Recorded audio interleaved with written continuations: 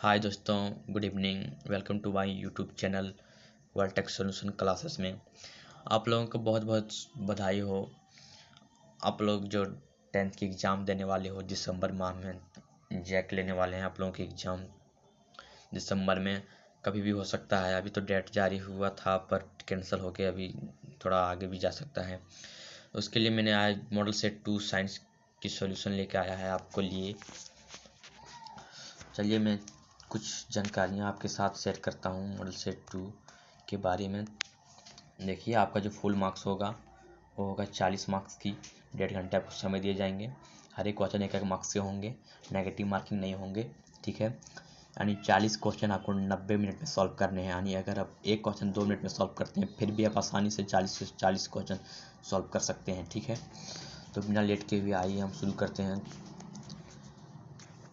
पहला क्वेश्चन, यदि किसी अवतल दर्पण की फोकस दूरी f है तथा वक्रता त्रिज्या r हो तो, यानी f और r के बीच रिलेशन पूछा। तो आप जानते हैं कि f बराबर जो होता है r/2 होता है।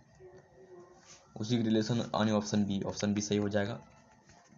दूसरा क्वेश्चन है, प्रकाश के परावर्तन के कितने नियम है। तो प्रकाश के परावर्तन के 2 नियम, ऑप्शन बी सही।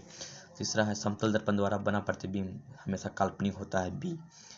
चौथा है, वाहनों के पक्ष दृश्य दर्पण के रूप में किस दर्पण का उपयोग किया जाता है। तो फर्स्ट दृश्य दर्पण यानी जिसको साइड मिरर बोलते हैं, तो साइड मिरर के रूप में उत्तल दर्पण का प्रयोग किया जाता है, ओके। और पांचवा क्वेश्चन है, निम्न में कौन सा पदार्थ लेंस के लिए प्रयुक्त नहीं किया जा सकता। तो मिट्टी जो है नहीं प्रयुक्त किया जाता।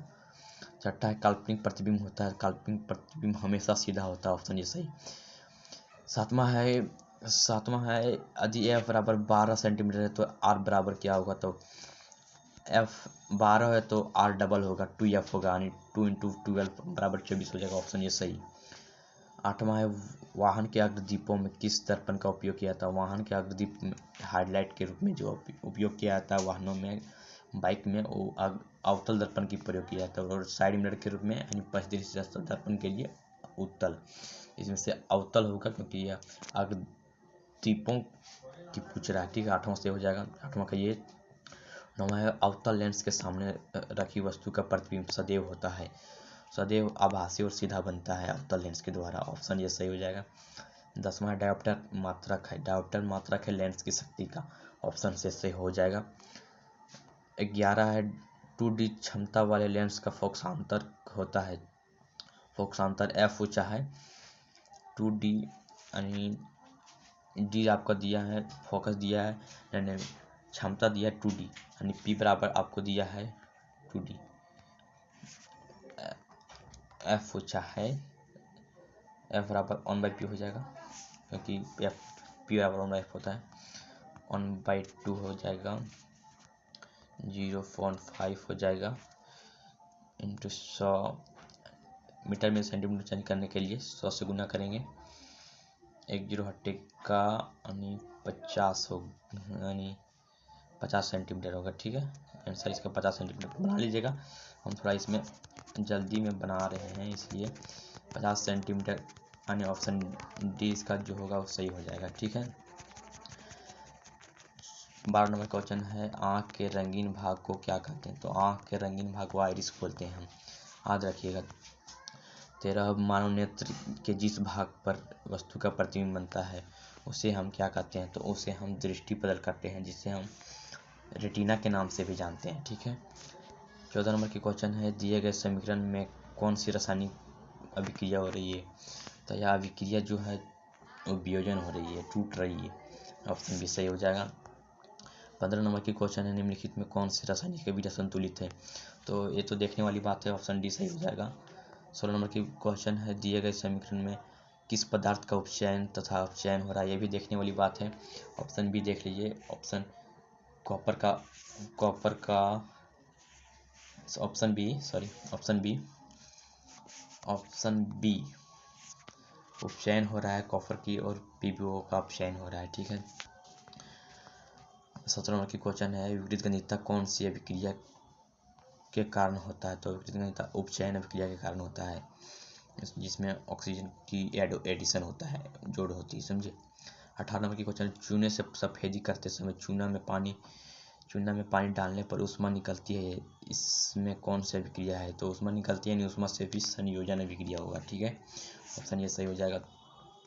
19 नंबर की क्वेश्चन है, लोहे की कील को कॉपर सल्फेट के विलयन में डालने पर कॉपर सल्फेट के विलयन का नीला रंग धूसर हो जाता है, इस प्रक्रिया में कौन सी अभिक्रिया हो रही है? तो इस प्रक्रिया में आपको मालूम होगा विस्थापन अभिक्रिया होता है।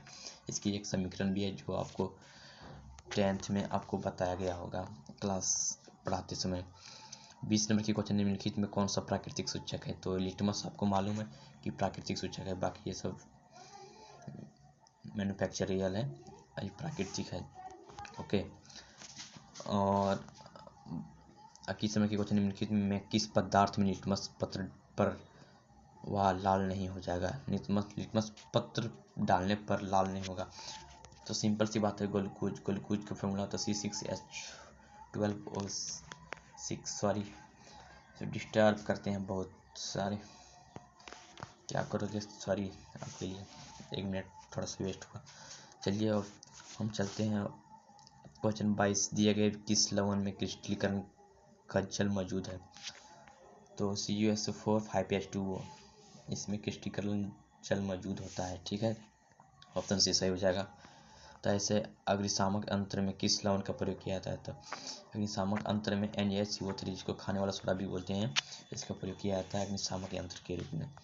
24 नंबर की क्वेश्चन, जल की अनुपस्थिति में हाइड्रोक्लोरिक अम्ल तथा अम्लीय गुण प्रदर्शित नहीं करता है, क्योंकि उसमें H+ आयन उपस्थित नहीं रहते हैं।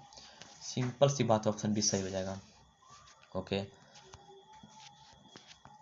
25 नंबर की क्वेश्चन है, पदार्थ ABCD का pH मान क्रमशः 2, 7, 10 तथा 14 है, या पदार्थ में कौन सा अम्ल है? सिंपल सी बात है, जिसकी pH की मान 7 से कम होती है वो अम्ल में होता है। देखिए pH मान 2 है, ये कि pH मान 2 है यानी 7 से कम है, तो ऑप्शन ये हो जाएगा। और 7 से कम बोला जाता है अम्ल को, और अगर 7 आता है तो उदासीन यानी लवण होता है। ठीक है, तो 7 से कम होगा तभी अम्ल होगा, यानी ये ऑप्शन सही हो जाएगा। ओके, 26 नंबर की क्वेश्चन है, इस चित्र में कौन सी अभिक्रिया हो रही है? ध्यान से देखिए इस चित्र को, ये आपकी बुक की चित्र है, इसमें वियोजन अभिक्रिया हो रही है। इसकी एक समीकरण भी है जिससे पता चलता है कि वियोजन अभिक्रिया हो रही है, समझिए, ऑप्शन बी से हो जाएगा। 27 नंबर की क्वेश्चन है, शरीर में उत्पन्न हानिकारक अपशिष्ट पदार्थों का शरीर से बाहर निकलने की प्रक्रिया किस जैव प्रक्रम में होती है? सिंपल सी बात है, उत्सर्जन से होती है। 28 नंबर की क्वेश्चन है, प्रकाश संश्लेषण में होने वाली ऑक्सीजन गैस किस यौगिक के टूटने के फलस्वरूप प्राप्त होता है? तो सिंपल सी बात है, ये भी जल के टूटने से होती है। अमीबा किस प्रकार का पोषण करता है? तो प्राणी समभोजी पोषण करता है अमीबा। इंपॉर्टेंट क्वेश्चन है, इसको याद रखिएगा अच्छे से। 30 नंबर की क्वेश्चन है, लार में कौन सा एंजाइम पाया था? तो आराम से याद रखिए, लार में टाइलिन नामक एंजाइम पाई जाती है। सॉरी टाइलिन, यहाँ टाइलिन नामक एंजाइम पाई जाती है। 31 नंबर की क्वेश्चन है, श्वसन प्रक्रिया में पाइरूवेट का कार्बन डाइऑक्साइड जल और ऊर्जा में विखंडन कहाँ होता है? तो ये जो होती है वो होती है कोशिका द्रव्य में होती है, कोशिका द्रव्य, ऑप्शन ये सही। 32 है, पौधों में जल तथा खनिज लवण का संवहन किसके द्वारा होता है? तो सिंपल सी बात है, जाइलम के द्वारा होता है। और अगर भोजन यहाँ पूछता है, पौधों में भोजन की परिवहन तो फ्लोएम के द्वारा होता है, पर यहाँ जल पूछा है तो जाइलम, याद रखिएगा, जा से जाइलम, जल का परिवहन पौधे में जाइलम के द्वारा। ओके, थोड़ा सा ट्रिक है जो कि आप याद रख सकते हैं। 34 नंबर की क्वेश्चन है, थोड़ा अच्छा से देखिए, दिया गया चित्र किस प्रकार के जनन को दर्शाता है? तो ये आपकी बुक में लिखा हुआ पूरा सुस्पष्ट लिखा हुआ पुनरुद्भवन जनन की क्रिया है, दर्शा रहा है। 35 नंबर की क्वेश्चन है, परागकण का एक पुष्प से दूसरे पुष्प पर स्थानांतरित होना क्या कहलाता है? यह परागण कहलाता है, ऑप्शन बी सही। 36 है, भ्रूण को मां के गर्भाशय की किस भाग से पोषण मिलता है? तो प्लेसेंटा एक ऐसा माँ के पेट में होती है, प्लेसेंटा ऐसा भाग होता है, उसी के द्वारा भ्रूण को पोषण मिलता है। ओके, ये भी इम्पोर्टेंट है, थोड़ा याद रखिएगा प्लेसेंटा। 37 नंबर क्वेश्चन है, एक उत्तम ऊर्जा के स्रोत की क्या विशेषता? तो एक उत्तम ऊर्जा की स्रोत की विशेषता प्रत्येक अंक दरमियान अधिक कार्य करें, ऑप्शन सी। ये आप तो समझ ही सकते हैं। 38 नंबर की क्वेश्चन है, पवन ऊर्जा का उपयोग करने के लिए भवन की चाल कम से कम कितनी होनी चाहिए? भवन नहीं, पवन की चाल कितनी होनी चाहिए? तो पवन की चाल 15 किलोमीटर प्रति घंटा कम से कम मिनिमम होना चाहिए, और मैक्सिमम जितना भी हो। पर पवन ऊर्जा से अगर हम ऊर्जा प्राप्त करना चाहते हैं तो उसके लिए हमको न्यूनतम जो मिनिमम हवा की स्पीड होनी चाहिए वो 15 किलोमीटर प्रति घंटा। बाकी स्पीड जितना भी हो सके मिनिमम हमको 15 किलोमीटर प्रति घंटा चाहिए उसको अच्छी तरह से ऊर्जा प्रदान करने के लिए, समझे। 39 नंबर की क्वेश्चन, निम्नलिखित में कौन समापय ऊर्जा स्रोत है? समापय मतलब जो समाप्त के कगार पे हो, सौर ऊर्जा नहीं, ये तो नवीकरणीय नाभिकीय भी नहीं होगा, ज्वारीय भी नहीं होगा। कोयला जो है समापीय ऊर्जा केंद्र समाप्त के अंतर्गत है। 40 नंबर की लास्ट क्वेश्चन है आपका, प्राग कोष में होते हैं, तो प्राग कोष में अंडाशय होते हैं, ऑप्शन बी, इसको याद रखिएगा। 40 नंबर की क्वेश्चन ओके आपका होगा कंप्लीट। अगर आपको यह वीडियो अच्छा लगा हो तो आप चैनल को सब्सक्राइब जरूर करें, लाइक ज़रूर करें, इससे मेरा क्या होता है, मनोबल थोड़ा बढ़ता है वीडियो बनाने में, और भी हम आप लोगों के लिए मेहनत करने में उत्सुक होते हैं। और मैं आप लोगों से क्या कहूँ, थोड़ा मेहनत तो लगता है, मेहनत के लिए थोड़ा सा लाइक और सब्सक्राइब जरूर करें इसके लिए, और हमको कुछ नहीं चाहिए, ठीक है। आप लोग अच्छा से पढ़िए, अच्छा स्कोर कीजिए, वही हम चाहते हैं, बाकी कुछ नहीं चाहते। Okay, best of luck. Okay bye, मिलते हैं अगली वीडियो में हम।